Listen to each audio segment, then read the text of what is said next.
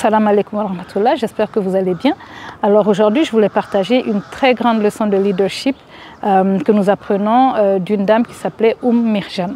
C'est un hadith qui est rapporté par Abu Huraira selon lequel le prophète sallallahu alayhi wa sallam, il est venu un matin, il a demandé d'après Mirjan qui était celle qui balayait la mosquée et les compagnons lui ont dit « Oh Rasulullah, il est décédé hier nuit, on n'a pas voulu te déranger avec cette information, donc on l'a déjà enterré. » L'histoire de Mirjan est très intéressante, c'est que Mirjan, c'était une dame qui était frêle de nature, elle était très fragile. Elle s'était demandé qu'est-ce qu'elle pouvait faire et finalement, elle a décidé de balayer la mosquée du prophète sallallahu alayhi wa sallam. Donc elle a pris des feuilles de palmier qu'elle a constituées en balai et donc son travail c'était de balayer la mosquée. Elle en avait fait son travail, c'est une tâche qu'elle s'était assignée à elle-même, le fait de balayer la mosquée. Et donc c'est comme ça qu'elle a balayé la mosquée jusqu'au jour justement, comme je mentionnais au début, où le prophète sallallahu alayhi wa sallam a remarqué son absence et il a demandé à ses compagnons qui lui ont dit que la dame était décédée et qu'il n'avait pas voulu lui dire. Et là il a fait le reproche et il est allé à la tombe. Il a fait la prière de la janaza avec les compagnons. Et c'est là aussi qu'il a fait le commentaire selon lequel sa prière à lui est une lumière. Il a dit que les tombes étaient des endroits pleins d'obscurité et que sa prière était une lumière pour les habitants des tombes. Et subhanallah, comment est-ce que sa prière pouvait ne pas être une lumière quand lui-même a été amené par Allah subhanahu wa ta'ala sur cette terre pour être la lumière, le guide pour les êtres humains. Sallallahu alayhi wa sallam. Et donc, il y a une très grande leçon de leadership que je tire de ce hadith du prophète sallallahu alayhi wa sallam, de ce qu'il a fait avec cette dame-là. Ça veut dire que, quel que soit qui nous sommes, qui nous pensons être, il faut toujours faire attention aux gens autour de nous. Le prophète était le chef de l'État. C'était le chef de l'État, il était même plus que ça. Mais malgré tout, cette dame, il l'a remarqué. Il l'a remarqué et quand il ne l'a pas vue, il a demandé d'après elle.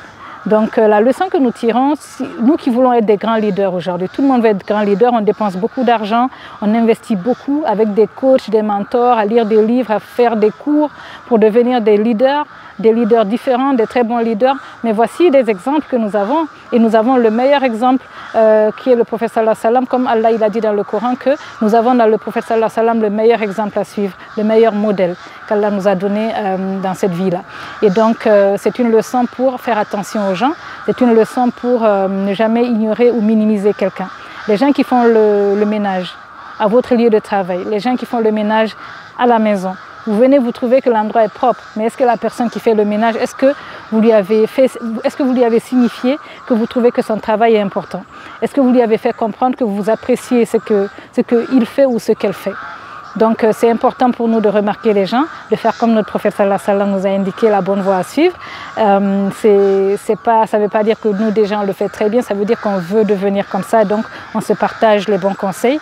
Le fait de donner des conseils, de partager les hadiths ne veut pas dire que je suis arrivée, ça veut juste dire que j'aspire à devenir de la meilleure façon que possible, que Allah subhanahu wa ta'ala puisse être content de moi. Et je sais que aussi tous les musulmans, tous les croyants ont l'ambition et le rêve de rencontrer Allah subhanahu wa ta'ala au paradis et qu'Allah soit content d'eux. Et donc je prie qu'Allah subhanahu wa ta'ala nous permette toujours de nous améliorer à travers ces exemples-là. La leçon de leadership, elle est très importante de savoir qu'il faut faire attention aux gens. Même si c'est des gens que les autres minimisent, ils estiment que c'est juste des employés qui font leur travail. Il ne faut pas que nous en soient comme ça. Le croyant doit faire attention aux gens, le croyant doit respecter tout le monde. Que ce soit un chef d'entreprise qui est devant toi, ou bien celui qui balaye, ou bien le mécanicien, ou bien celui qui te fait à manger. En fait, tous les êtres humains, il faut les respecter. Il faut faire attention à eux. S'ils sont autour de toi, il faut les remarquer, il faut faire attention à eux. Il faut leur prêter ton temps. Et donc s'il était le chef de l'État, sallallahu alayhi wa sallam, imaginez le temps, l'agenda chargé qu'il devait avoir. Et aujourd'hui, les chefs d'État, si vous demandez à un chef d'État de faire attention à quelqu'un qui balaye, peut-être qu'il y en a qui le font, Allahu alam, mais à mon avis, beaucoup oublient ça. Beaucoup oublient ça, donc c'est un rappel pour nous de faire attention aux gens autour de nous, quel que soit leur niveau social, quel que soit qui nous sommes. On n'est jamais au-dessus du prophète sallallahu alayhi wa sallam qui a fait attention à cette dame qui balayait la mosquée et qui a demandé d'après elle. Voilà. Et un autre point qui est très important, c'est que cette dame aussi, elle ne s'est pas assise en disant « Oh, je suis frêle, je suis fragile, je ne peux rien faire ». Elle a regardé ce qu'elle pouvait faire, elle l'a fait. Et Allah, il a été tellement content de ça qu'aujourd'hui, on en parle dans les hadiths du prophète sallallahu alayhi wa sallam. On en parle et l'histoire de cette dame, il est restée. On se rappelle du nom de cette dame.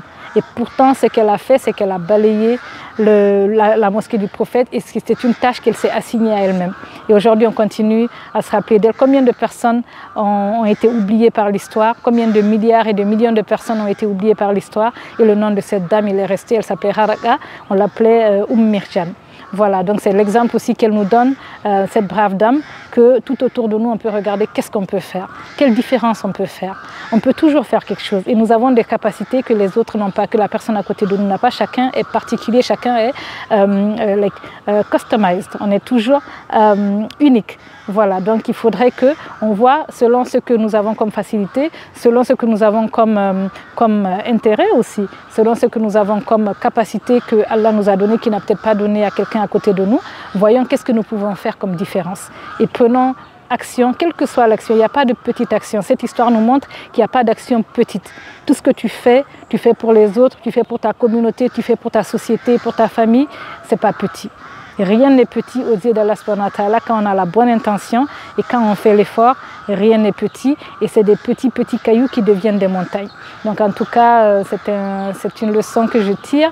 Comme je disais, c'est l'envie de nous améliorer qui nous rassemble aussi, l'envie de faire mieux et l'espoir qu'Allah subhanahu wa ta'ala va nous permettre de devenir bien meilleurs que nous sommes aujourd'hui. Et on prie qu'Allah subhanahu wa ta'ala nous permette d'accéder au paradis Al-Jannah qu'il nous a promis, en sachant que cette vie-là, c'est l'endroit où on doit préparer le Jannah. Cette vie, c'est l'endroit où on doit planter les graines que nous allons récolter, bismillah ta'ala, dans l'au-delà, au Jannah, et qu'Allah nous accorde Jannah, qu'Allah nous pardonne. Assalamu alaikum wa rahmatullahi ta'ala wa barakatuh.